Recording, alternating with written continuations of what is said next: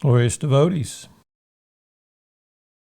we will continue with our discussion of Srila Jiva Goswami's Sandarbhas. We're doing a quick overview of the Paramatma Sandarbha, and we will continue where we left off with a discussion of the Ontology of Paramātma, and then go on to the ontology or the truths related to the Jiva. Just as a reminder, all of the first three Sandarbhas are based upon an unpacking of this verse from the Srimad Bhagavatam. Vedanti tat-tattva vidas tattvam yas jnanamadvayam brahmeti paramatmeti bhagavaniti sabjate. Learned transcendentalists who know this absolute truth call this non-dual substance Brahman, Paramatma, or Bhagavan. So continuing, I'll read the Anuccheda as before, as in the case of Bhagavan. The prerequisite for his Paramatma's manifestation should be understood as Bhakti alone. That manifestation is threefold, as is said in the Nāradīya Tantra. Bhagavān Viṣṇu has three forms, each called the Puruṣa, or the Immanent Self. The first, Mahāviṣṇu, is he who sets in motion the total material energy, mahat-tattva. The second is Garbhodakaśāyī Viṣṇu, who is situated within the egg-like or womb-like universe. And the third is Kṣīrodakaśāyī Viṣṇu, who is eminent within the heart of every living being. He who intuitively knows these three is liberated from conditional existence. This Anuccheda is rather long, so we have just taken out some select portions for review and insight into the nature of Paramatma, the ontology of Paramatma, what is the science that results from the revelation of one who has fully identified themselves through realization with Paramatma. Not that they become Paramatma, but when we say self-identification, we mean that one enters into a state of understanding which exceeds a filtering of information through the mind-body complex, generally referred to as revelation. The progressive transcendentalist experiences the transcendental reality. So the Anuccheda again, some select portion here. Bhagavān Viṣṇu is also known as Sankarshan and Mahāviṣṇu, as found in Brahma Samhita. The effulgent eternal Bhagavan Sambhu, Vasudeva, or Mahanarayan, the Lord of Vaikuntha, is his, Krishna's, causal agent, linga, in the matter of generating the world. And Mahāviṣṇu Sankarshan, the Lord of the cosmos, appeared within that causal agency, linga. So it's a little technical here, and we're going to unpack a bit of it so that we can understand the point that Jiva is making, which, as we discussed in our last class regarding this Paramatma Sandarbha, one of the unique features of Jiva Goswami's contribution to the understanding of the nature of the Supreme Absolute Truth in his personal feature was that there is a distinction between the Supreme Lord and his various manifestations.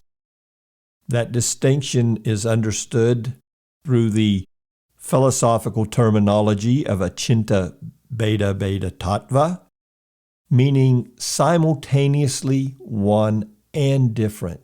So similarly, the Supreme Lord is one with, of course, and somewhat different from all of the various manifestations which come forth from him. This verse from Brahma Samhita is giving us some glimpse into that simultaneous one and different distinction. There is a Maha-Narayan, the Lord of Vaikuntha, and in the Brahma Samhita verse it's saying is his, meaning Krishna, Krishnastu Bhagavan Swayam, the original Supreme Personality of Godhead, the source of all manifestations. Narayan is an expansion of Krishna, and he's known as Bhagavan Sambhu. He's also known as Vasudeva. He's also known as Maha-Narayan. And he is a causal agent, linga, in the matter of generating the world. And we will unpack this terminology so that we can better understand the use of the word linga or causal agent. And Mahāviṣṇu, Sankarshan, the Lord of the cosmos, appeared within that causal agency, linga. So now we're seeing that we are being introduced to three distinct manifestations of the Supreme Lord. Krishna, the original, who resides in his own abode. Then from him we have manifestation of the Lord of Vaikuntha, Narayan, in this case distinguished as Maha-Narayan, or Vasudeva, of the Sankarshan, the first quadruple expansion. And then we also have Mahāviṣṇu Sankarshan, who's the Lord of the cosmos, or the original agent for the manifestation of the material world. And now we're coming into the understanding of the Paramatma feature of the Supreme Absolute Truth. Jiva also writes in this Anuccheda, it is necessary to explain the word linga from Brahma Samhita that we just quoted in accordance with the Viṣṇu Purana statement. This entire cosmic energy is situated in 1/100th million part of his part. The pronoun his refers to the supreme form of Bhagavan, Sri Govinda, and the potency to manifest the Puruṣa avatars belongs to him alone. So the original cause, the source of all these manifestations, is coming from Govinda, Bhagavan, the original Lord Sri Krishna in Galo.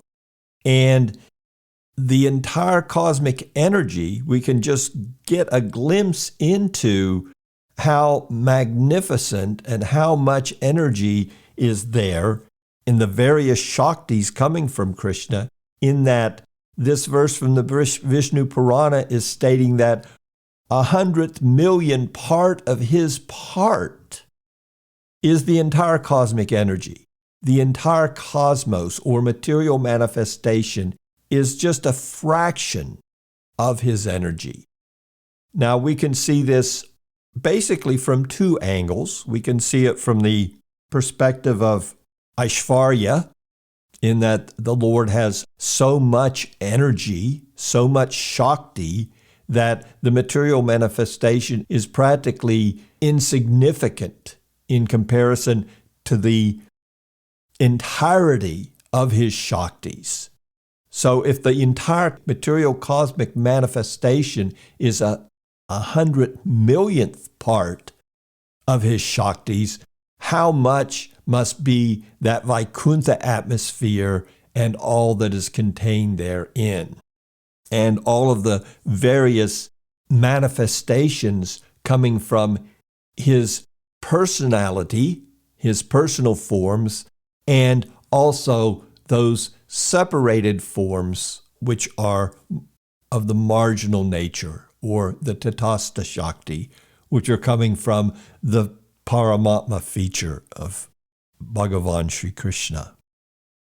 Now we can look at also from the bhava aspect that the entire cosmic manifestation is coming forth from a desire, a compassionate desire on the part of Sri Krishna through his various manifestations.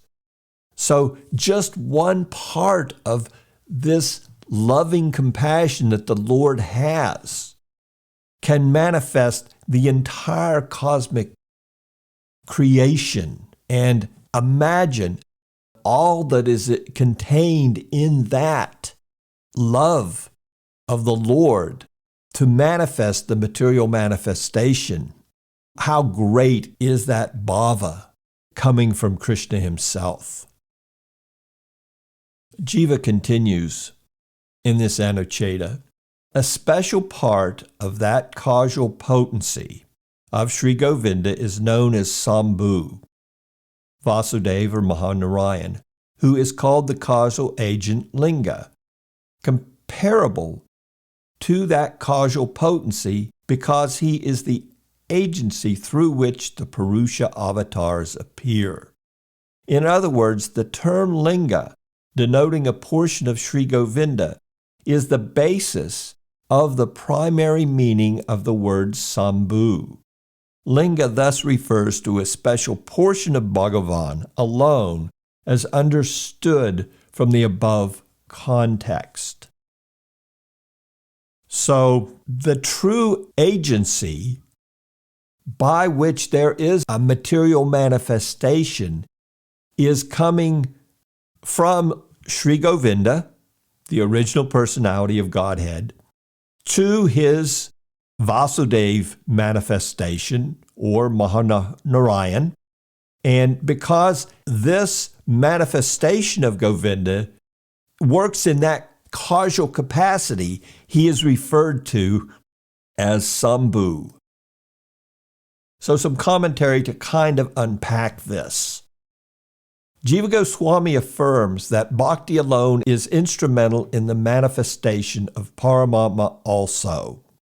So as I said, the little bit of Bhakti that is there can create a whole material manifestation. It's some small portion of Lord Krishna's Shaktis. It's also required in order to even understand and appreciate the Paramatma feature of the Lord. A little bhakti is required. In fact, a little bhakti is required in order for us to understand and appreciate all the features of the Lord, Brahman, Paramatma, or Bhagavan, or the various unlimited manifestations of Bhagavan, which we will dive deeply into when we get to the Krishna Sandarbha after we complete this overview. A doubt may be raised. If Paramatma manifests only for the sake of his devotees, how could the creation proceed, since there would be no devotees prior to creation?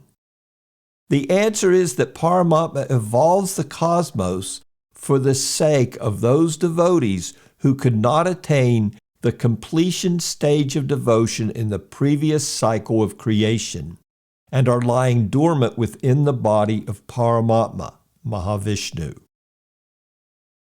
At the end of a creation cycle, the cosmos is dissolved back into the unmanifested state of matter, Prakriti. At this time, the jivas, along with Prakriti, remain in an inactive state within the body of Mahāviṣṇu. When it is time for a new creative cycle to begin, he manifests the universes. As we see here in this commentary, the Gaudiya viewpoint, as expressed in this Paramatma Sandarbha by Srila Jiva Goswami, is the entirety of the creative tendency on the part of the Supreme Lord is there in order to facilitate the further development in loving relationship of his devotees. Here in the commentary, it's pointing out those specific devotees who did not reach perfection in a current cycle of the material manifestation. This is an extraordinary viewpoint to look at the material world in such a devotional way, and the entirety of it being there simply to facilitate devotees. There's a unique characteristic of that, is there not? The fact that devotees themselves, walking in the world, facilitate devotion which touches the heart of other jivas and thereby provides opportunity for them to enter into a practice which will also lead to their spiritual perfection. There is an unending cycle of samsara on the individual basis and also on the cosmic basis. And the material universes, therefore, will always come into being based upon this appreciation of the fact that bhakti is the driving force behind the manifestation of the material universes. Continuing into the further unpacking of this linga idea. In the Brahma Samhita, Sambhu is referred to as the causal agent of Sri Krishna, the original Bhagavan. For this reason, Sambhu is called linga. This whole use of the terminology Sambhu and linga is centered around this concept of causal agent. It's something that is used, and that will be explained here as we go on, as an agency, as an indicator. Etymologically, the word linga means an indicator. A linga is that which discloses an object or a hidden meaning. For example, in Nyaya, smoke is known as the linga for fire because by seeing smoke, one can infer the presence of fire. In this sense, smoke can be said to be causal in regard to the inference of fire. Therefore, linga means an indicator, symbol, or cause. Sambhu is the linga of Krishna. Now again, remember, Sambhu here is Mahanarayan in Vaikuntha, and the Sambhu of Mahanarayan in Vaikuntha is Kṣīrodakaśāyī Viṣṇu, the original Vishnu from which all the Paramatma manifestations come.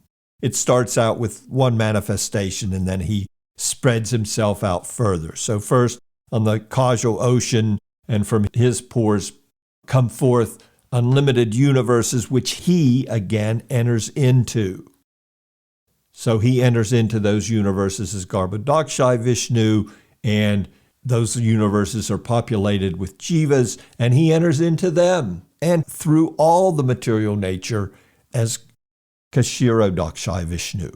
So Sambhu is the linga of Krishna in both senses. He is his causal agent in the matter of creation, and he also indicates the existence of his source, Sri Krishna. Really, this terminology of linga is pointing to an understanding that if we look carefully to the manifestation of a material cosmos, although we don't see it coming directly forth from Krishna, Govinda, Swayam Bhagavan, in his personal transcendental atmosphere of Golok, still we can understand that he is the personality behind which the entire material manifestation comes forth. And he uses, for that purpose, his other manifestation in Vaikuntha, Mahanarayan, the first of the Chaturvyuha. Continuing here with this explanation just a little bit more.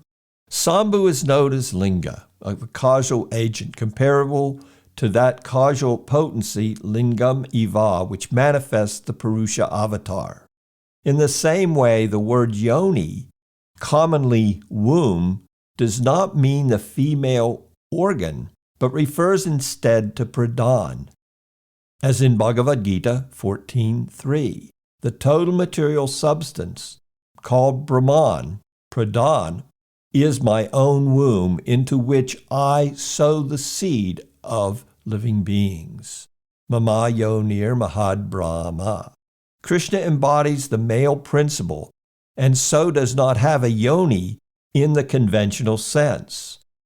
The words linga and yoni both signify a cause or source. This kind of usage is known as parokshavad, or indirect expression. These terms, linga and yoni, in a material context, would refer to the male and female creative organs.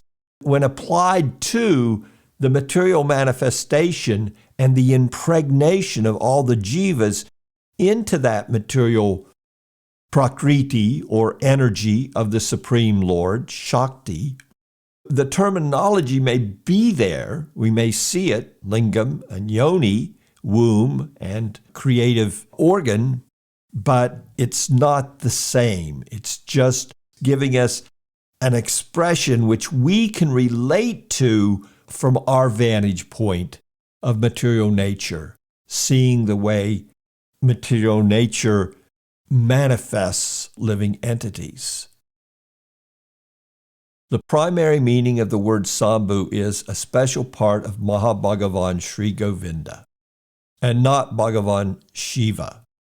Etymologically, Sambhu means he from whom Sam means liberation or bhakti ensues.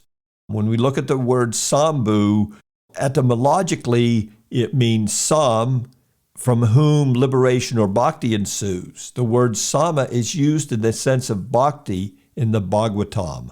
Sama is the state of the wisdom faculty, buddhi, when it is exclusively fixed on me, Sri Krishna.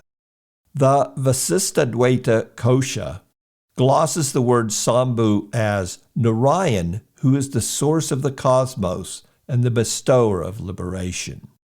This very Sambhu is called Maheshvar and Puruṣa. It is from him that the first Paramatma, called Mahāviṣṇu, manifests. From all this, it is concluded that Sambhu Narayan is an intermediary between Krishna and Mahāviṣṇu. Mahāviṣṇu does not contact the material energy directly, but does so through his conduit in the form of Shiva. Thus, Shiva, or Sambhu, becomes the causal agent or linga of Mahāviṣṇu. So even Mahāviṣṇu has a linga or causal agent, and that is Lord Shiva, who actually does contact the material energy. Thus, it is understood that there are two Sambhus. One is Narayan himself, and the other is Shiva. We'll continue here with a little bit more of the ontology of the Paramatma before we go on to the ontology of the Jiva. Let's look at this second Puruṣa. The first Puruṣa is that Mahāviṣṇu, from whom all the universes come forth, as perspiration would come forth from one's pores. The second Puruṣa is the indweller, antaryami, of the aggregate of all jivas, samasti jiva, as indicated in the statement, such as, after creating the world, he entered into it. Because this form is involved with the universes, which are manifold, this Puruṣa has numerous divisions, among which are sometimes included Pradyumna, who is the indweller of the subtle or psychic dimension of being, and Aniruddha, who is the indweller of the gross or physical dimension of being. From this, it can be concluded that the original Sankarshan and the other supracosmic forms of Vasudeva, Pradyumna, and Aniruddha, who are situated in Mahavaikuntha, are the whole of which these cosmic forms are the parts. Furthermore, the cosmic forms of Vasudeva and so on, who are the presiding deities of pure intellection, Chitta, and the other psychic functions, are parts of these original forms. A little technical here, but in this Anuccheda, Jiva Goswami is putting forth the concept for us to appreciate that the manifestations of the Puruṣa that enter into the universe are a second manifestation of the original quadruple manifestation of the Supreme Godhead from Vaikuntha, Vasudeva, Sankarshan, Pradyumna, and Aniruddha. Those supracosmic forms also have their expansions, and those expansions enter into the universes. And then we come to the third Puruṣa. The third Puruṣa, so the second Puruṣa is Garbhodakaśāyī Viṣṇu, or the Paramatma within every single universe.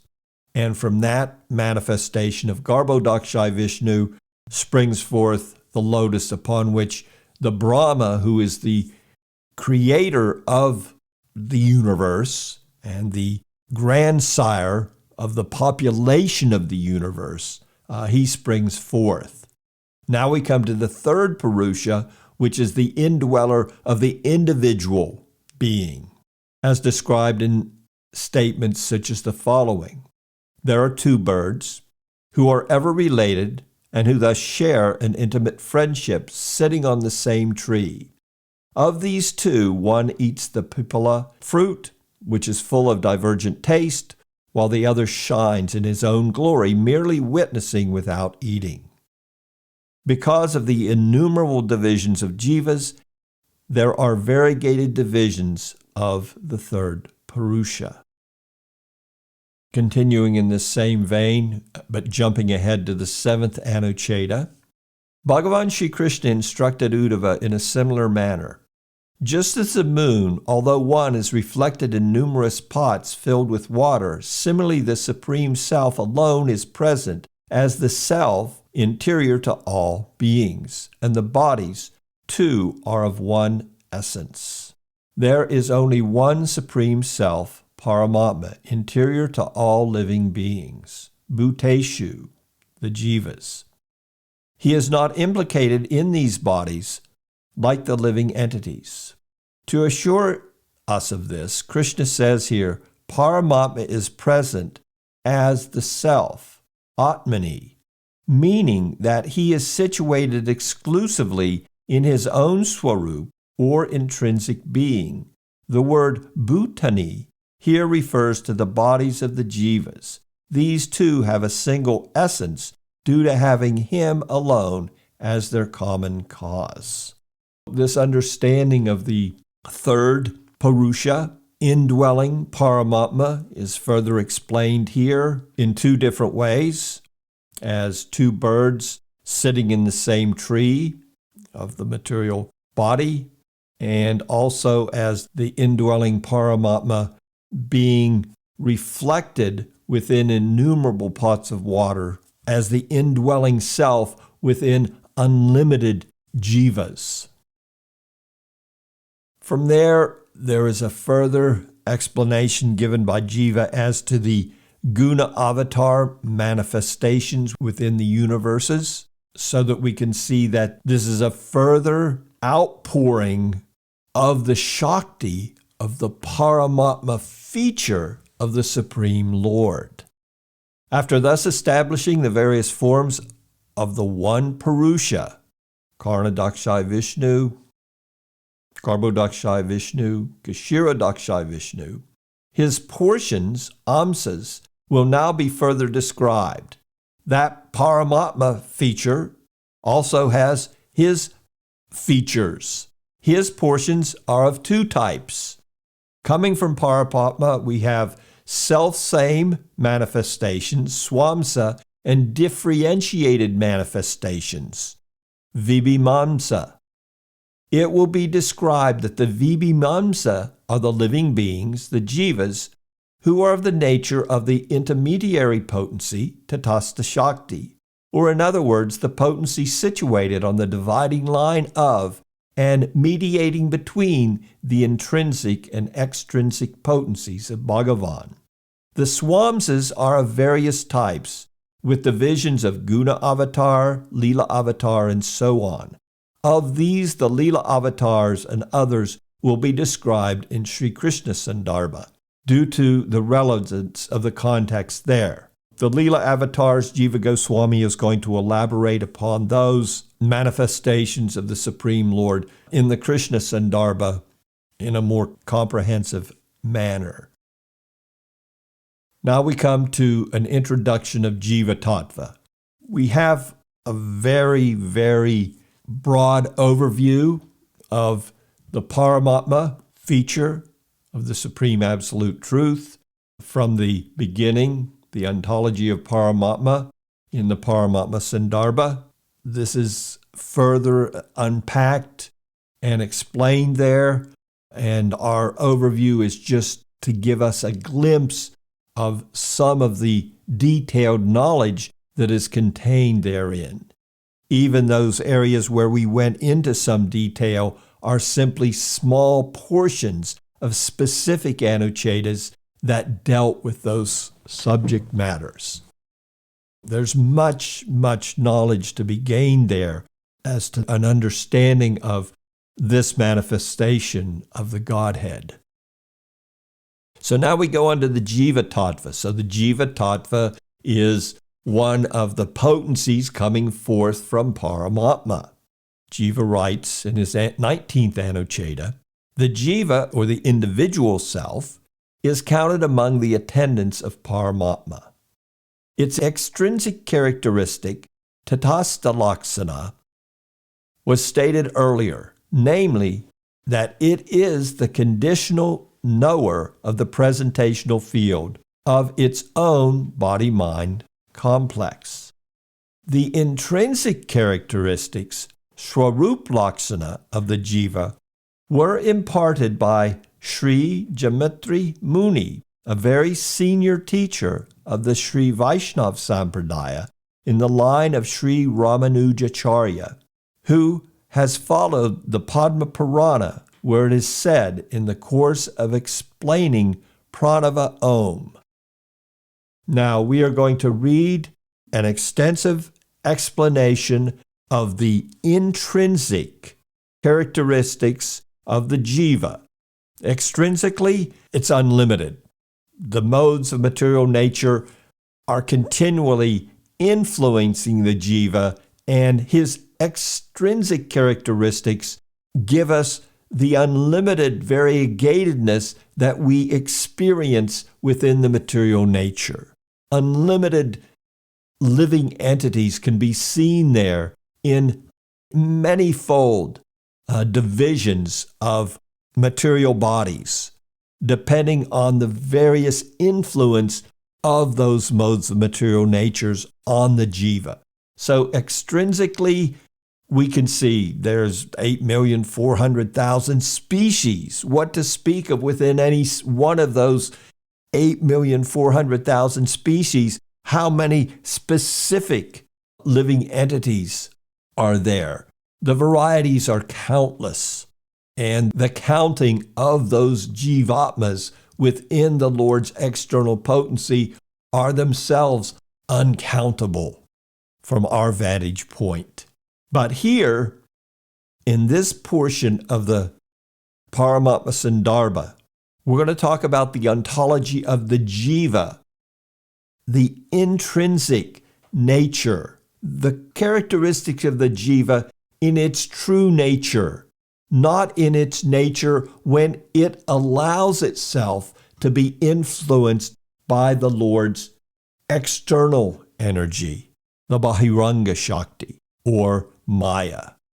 Swarup Lakṣana, these intrinsic characteristics. So first we're going to see how the Padma Purana lists those characteristics. And then we're going to see why, despite the explanation given in the Padma Purana, Jiva Goswami, for his elaboration of these intrinsic characteristics, chose to go with Sri Jamitri Muni's explanation and exposition on the internal characteristics, the Swarup Lakṣana of the Jiva.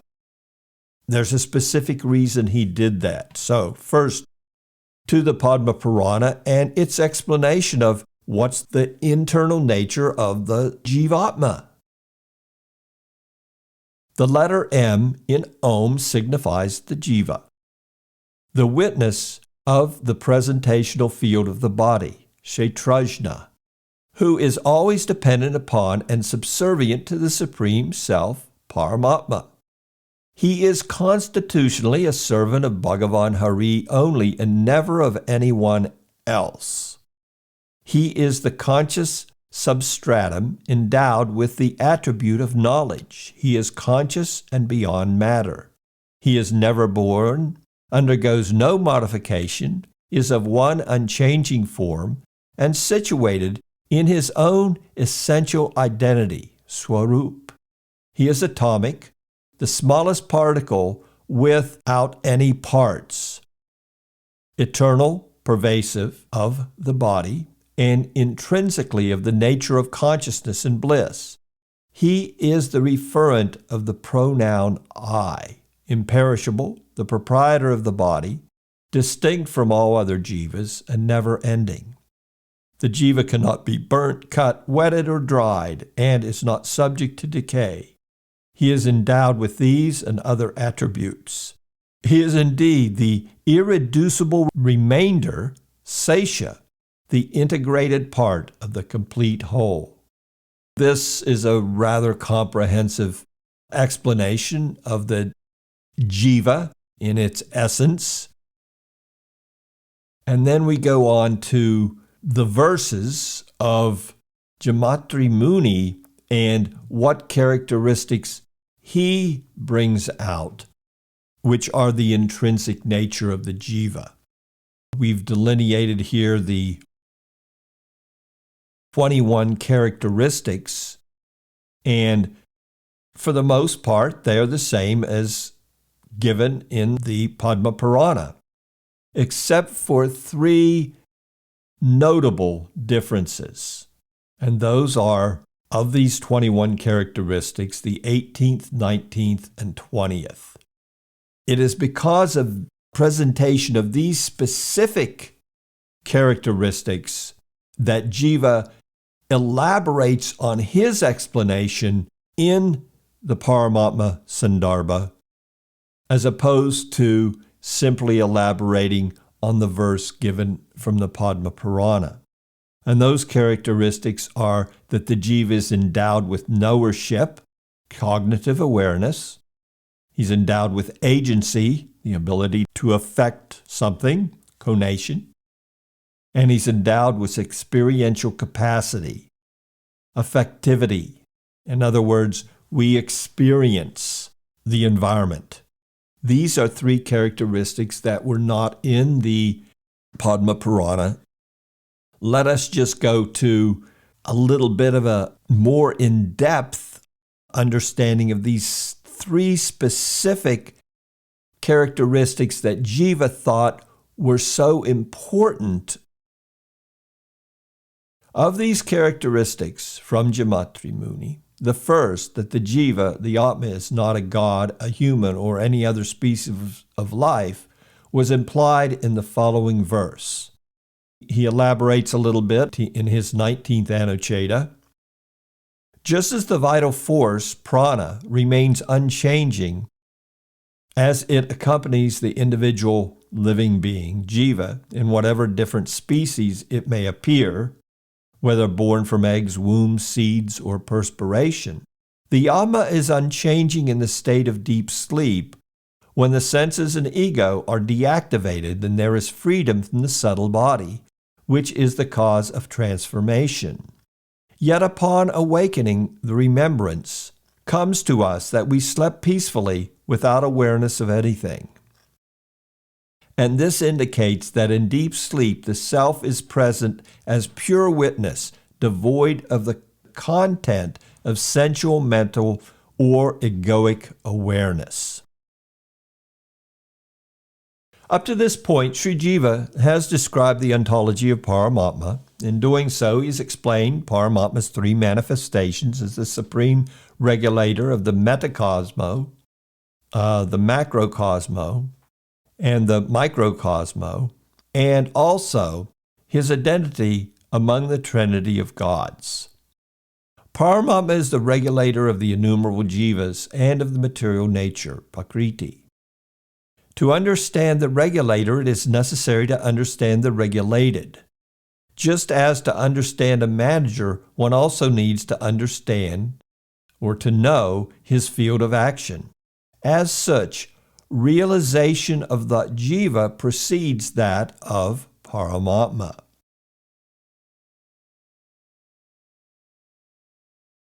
A little deeper into this understanding. An object has two types of defining characteristics, laksana, called tatastha, and swarup. The purpose of defining the characteristics of an object is to distinguish it from others, both similar and dissimilar, in order to determine how to deal with it appropriately. Tatastha, extrinsic or incidental defining characteristics, are those that are identifiable as extraneous to the object being defined, which do not belong to its essential nature, but by which it is commonly recognized. Swarup characteristics are those that are part of the object itself, essential and intrinsic to it. The pure, unbound, unconditioned being is called the Atma, whereas the conditioned being is called the Jiva. The cause of conditioning is the beginningless ignorance, anadi avidya, of the self's real identity or swarup, which results in absorption in the mental modifications, chitta vritti. In this Anuccheda, Sri Jiva begins a description of the Jiva's swarup. We just did an overview of an earlier characteristic, which was common both in the Padma Paramana and the explanation of Jamatri Muni.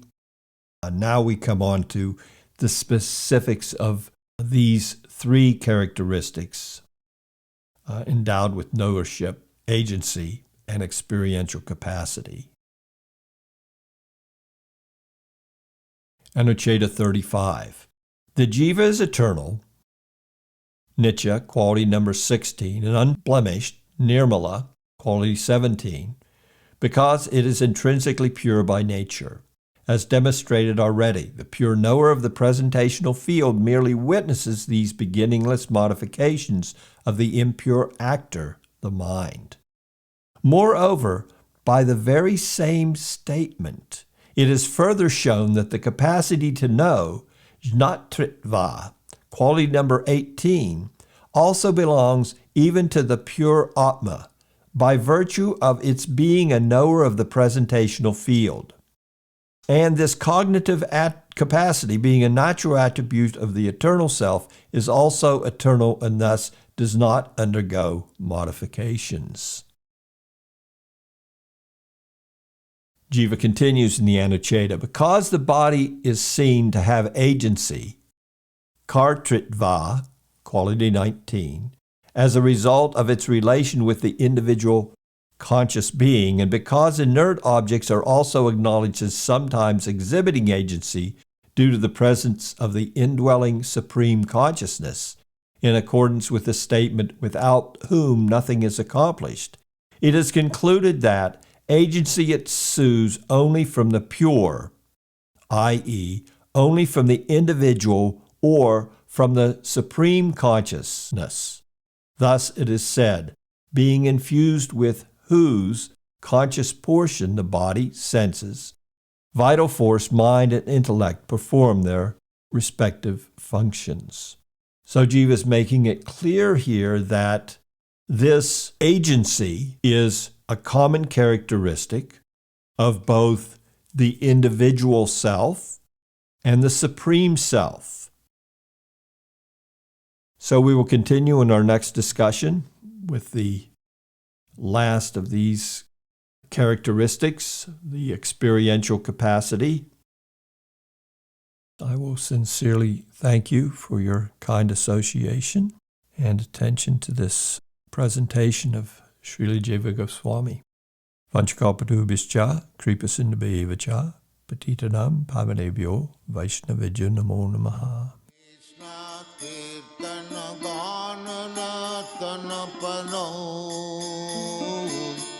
Premamritam manidhi